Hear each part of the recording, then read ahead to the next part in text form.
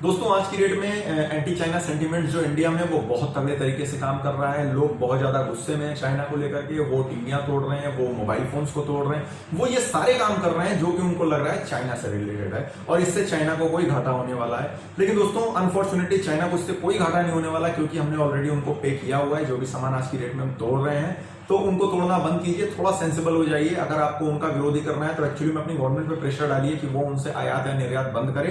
खैर वो भी एक बहुत ही टेढ़ी कीर है, क्योंकि WTO की रेगुलेशंस पे जाओगे तो ऐसे आप किसी भी कंट्री से कुछ भी बंद नहीं कर सकते। दोनों कंट्री एक दूसरे पे डिपेंड है और दोनों की अपनी अपनी मजबूरियां हैं, जिसकी वजह से कि ट्रेड पूरी तरीके से बंद नहीं होता है। अभी अगर मैं आपसे बात करूं एक सिंपल चिप की, जो कि हर इलेक्ट्रॉनिक आइटम में मैक्सिमम हर 99% इलेक्ट्रॉनिक आइटम्स में चिप यूज होती है।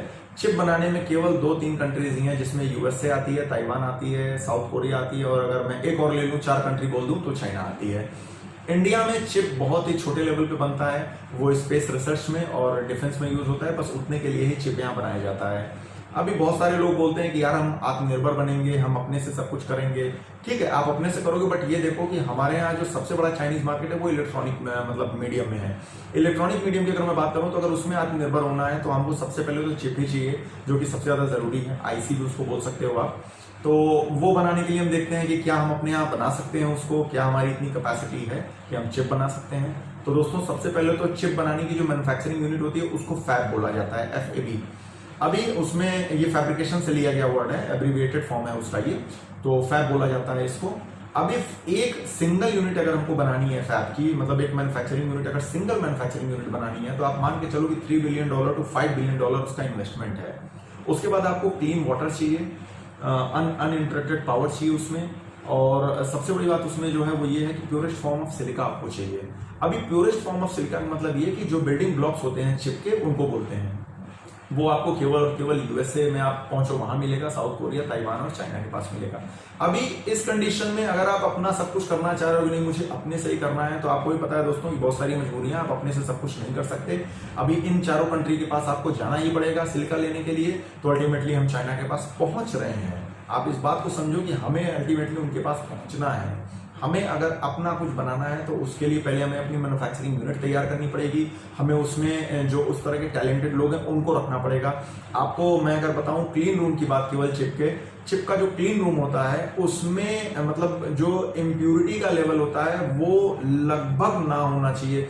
मतलब PPM में भी अगर वहां इम्प्यूरिटी दिख गई या वहां पे अवेलेबल है तो उस पर ये मान के चलो आपकी जो चिप की क्वालिटी है वो अफेक्ट हो जाएगी। तो इस लेवल का अगर आपको इंफ्रास्ट्रक्चर तैयार करना है जहां पे कि जो इम्प्यूरिटी का लेवल हो वो इतना माइन्यूट हो कि PPM में भी वो नहीं होना चाहिए, उसके लिए आप समझ सकते हो कि कितने स्किल्ड आपको मशीनरी चाहिए या कितनी स्किल्ड आपको मैन पावर चाहिए। अभी मैं अगर मैन पावर की बात करूं तो नो डाउट इसमें आप नॉर्मल पब्लिक को नहीं लगा सकते, क्योंकि ये मनरेगा नहीं कि आपने खोदने के लिए फावड़ा दे दिया और वो शुरू हो गए।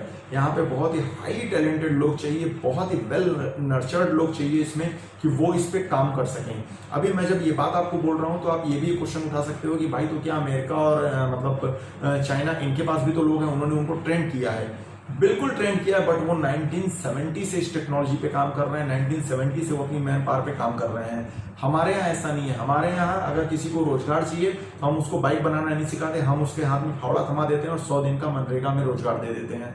आप एक बात को समझो, वो मनरेगा में रोजगार करके स्किल्ड नहीं हो रहा है, वो केवल लेबर बन रहा है। वहां पे उसने काम किया और अगली बार वो डिपेंड है कि जब अगला काम आएगा तो उसको काम मिलेगा। अगर शायद हम उसको एक बाइक बनाना सिखा सकते हैं, हम उसको टीवी बनाना सिखा सकते हैं, हम उसको VCR बनाना सिखा सकते हैं, तो वो कुछ अपना काम कर सकता था। खैर ये एक दूसरी बात है, ये थोड़ा पॉलिटिकल चला जाएगा और फिर वो वीडियो का जो एक मोटो है वो चला जाएगा। मैं आपसे बात कर रहा हूँ किस बारे में, चिप के बारे में। जो टेक्नोलॉजी है जिसके लिए कि चाइना को हम इतना बोल रहे हैं कि नहीं इसको हमें हटा देना है, बहिष्कार कर देना है, तो भाई कोई भी इलेक्ट्रॉनिक आइटम है जिसमें कि चिप एक बहुत इंपॉर्टेंट पार्ट है, आप उसको पहले ये देखो कि आप कहां से ले रहे हो, कहां से वो आ रहा है, और उसके बाद ही आप डिसाइड करो कि क्या बहिष्कार करना है क्या नहीं।